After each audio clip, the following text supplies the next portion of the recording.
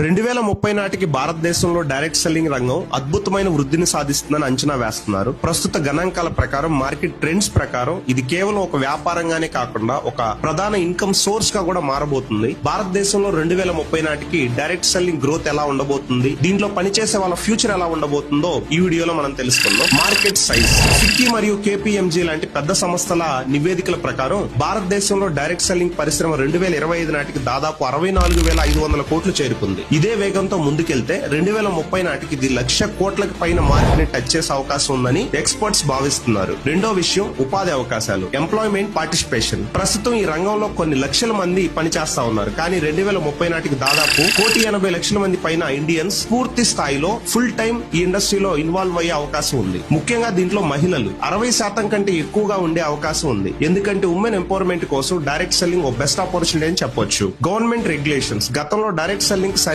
చట్టాలు లేవు, కానీ ఇప్పుడు భారత ప్రభుత్వం consumer protection direct selling rules 2021 వచ్చిన తర్వాత ఈ చట్టాలు చాలా కఠినంగా ఉండడం వల్ల మోసపూరిత కంపెనీలు, మనీ సర్క్యులేషన్ స్కీమ్స్ ని మెయింటైన్ చేసే కంపెనీలన్నీ కూడా క్లోజ్ అయ్యి నిజమైన ప్రొడక్ట్ బేస్డ్ కంపెనీస్ లో ప్రజలు జాయిన్ అయ్యి పని చేస్తారు. అండ్ ఆ కంపెనీస్ కి గౌరవం, నమ్మకం కూడా పెరుగుతుంది. 2030 నాటికి ఇది అత్యంత సేఫ్ ఆపర్చునిటీ కెరియర్ గా మారబోతుంది. దీని యొక్క మెయిన్ గ్రోత్ కి కారణం డిజిటలైజేషన్. సోషల్ మీడియా ఎక్కువగా జనాలు యూజ్ చేయడం వల్ల ప్రొడక్ట్స్ ని ప్రమోట్ చేయడం కానీ, టీమ్ బిల్డింగ్ కానీ చాలా సులభం అయిపోయింది. హెల్త్ అండ్ వెల్నెస్ కి పెరిగిన డిమాండ్. డైరెక్ట్ సెల్లింగ్ లో ఎక్కువగా హెల్త్ సప్లిమెంట్స్ ఉంటాయి. ప్రజల ఆరోగ్యం పట్ల అవగాహన పెంచడం వలన ఈ యొక్క ప్రొడక్ట్స్ కి ఒక మంచి డిమాండ్ పెరగబోతుంది. 2030 నాటికి జనాల్లో హెల్త్ అండ్ వెల్నెస్ పైన ఒక మంచి అవేర్నెస్ రాబోతుంది. ఆర్గానిక్ ప్రొడక్ట్స్, కెమికల్స్ లేనటువంటి ఆర్గానిక్ ప్రొడక్ట్స్ ని, నేచురల్ ప్రొడక్ట్స్ ని యూజ్ చేయడానికి జనాలు ఎక్కువగా ఇంట్రెస్ట్ చూపిస్తున్నారు. ఇక్కడ గుడ్ న్యూస్ ఏంటంటే డైరెక్ట్ సెల్లింగ్ కంపెనీస్ ఎక్కువగా ఈ ప్రొడక్ట్స్ ని ప్రమోట్ చేయడానికి సిద్ధపడుతున్నాయి, ఆల్రెడీ చేస్తూ ఉన్నాయి కూడా. భవిష్యత్తు కోసం సిద్ధంగా ఉండాలి, డైరెక్ట్ సెల్లింగ్ లో మీకు మంచి ఫ్యూచర్ ఉండాలంటే టెక్నాలజీని వాడడం నేర్చుకోండి. పాత పద్ధతుల్లో కాకుండా Zoom calls, WhatsApp marketing, video content create చేయడం, చిన్న చిన్న వీడియో